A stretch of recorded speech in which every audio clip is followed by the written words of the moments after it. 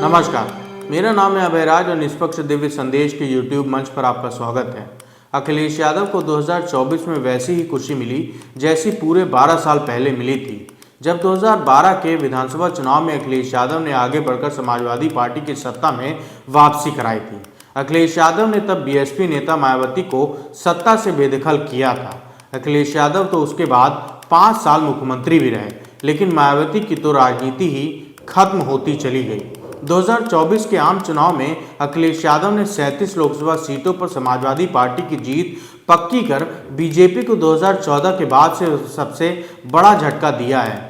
2014 में उत्तर प्रदेश की 71 और 2019 में 62 सीटें जीतने वाली बीजेपी 2024 में 33 सीटों पर सिमट कर रह गई है। 2012 में अखिलेश यादव ने मुलायम सिंह यादव का बेटा बनकर चुनाव में कैंपेन किया था, लेकिन 2024 में तो अकेले दम पर ही उतरे थे।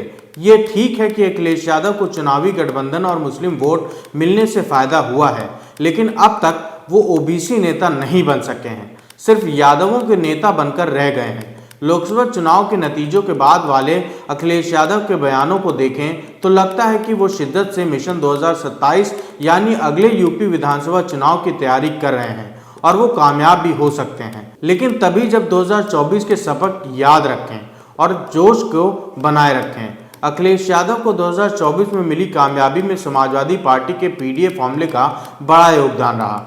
पीडीए यानी पिछड़े, दलित और मुस्लिम वोटों को सोशल इंजीनियरिंग 4 जून को आम चुनाव के नतीजे आने के बाद से ही अखिलेश यादव हर मौके पर पीडीए की चर्चा जरूर करते हैं।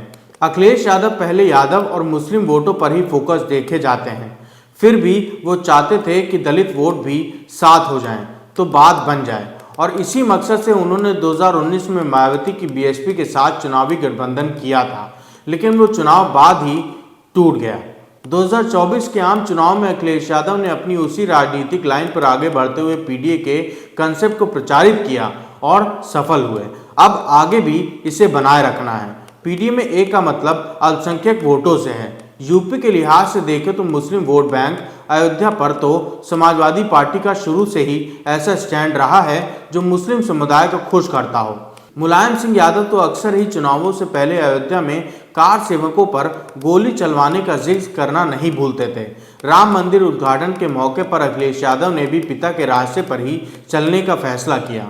2022 के चुनाव में अखिलेश यादव को सत्ता भले न मिली हो, लेकिन समाजवादी पार्टी की झोली में सबसे ज्यादा मुस्लिम विधायक तो डाल ही दिए थे। अब चाहे मुख्यमंत्री आवास में शिवलिंग की बात हो या फिर महाकुंभ के न्योते को लेकर बीजेपी पर हमला, सब तो समाजवादी पार्टी के अयोध्या स्टैंड की ही लाइन पर चले जा रहे हैं। पहले तो नहीं, लेकिन गठबंधन की राजनीति अब जाकर अखिलेश यादव को फायदा दिलाने लगी है। कांग्रेस के साथ गठबंधन के बुरे अनुभव के बाद भी अखिलेश यादव ने लोकसभा चुनाव में राहुल गांधी के साथ फिर से हाथ आजमाया और फायदे में रहे। मायावती के साथ भी अखिलेश यादव के कांग्रेस के साथ पहले गठबंधन वाला ही अनुभव रहा। अगर पुरानी बातें भूल कर फिर से मायावती से हाथ मिलाने की कोशिश करें तो सौदा फायदा का हो सकता है। मिशन 2027 को कामयाब बनाने के लिए अखिलेश यादव को प्रभाव का दायरा भी बढ़ाना होगा।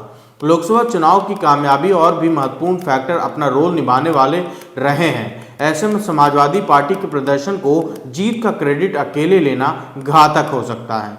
कुछ बीजेपी की कमजोरियां भी रही हैं, जिसका फायदा समाजवादी पार्टी को मिला है। अब अखिलेश यादव के लिए जरूरी हो गया है कि वो यादव वोटों से आगे बढ़कर अपने पिता मुलायम सिंह की तरह पूरे ओबीसी के नेता बनने की कोशिश करें। मंजिल की राह की मुश्किलें तभी कम होंगी। बीजेपी से टकराने के लिए अखिलेश यादव को योगी आदित्यनाथ की बटेंगे तो कटेंगे और प्रधानमंत्री नरेंद्र मोदी के एक हैं तो सेफ हैं जैसे कैंपेन की काट खोजनी होगी, क्योंकि हाल के यूपी उपचुनावों के नतीजे तो यही इशारा करते हैं। और हाँ, ये भी ध्यान रखना होगा कि अगर काम बोलता है जैसे स्लोगन रखे तो बीजेपी उसे काम नहीं आपका कारनामा बोलता है साबित कर देगा।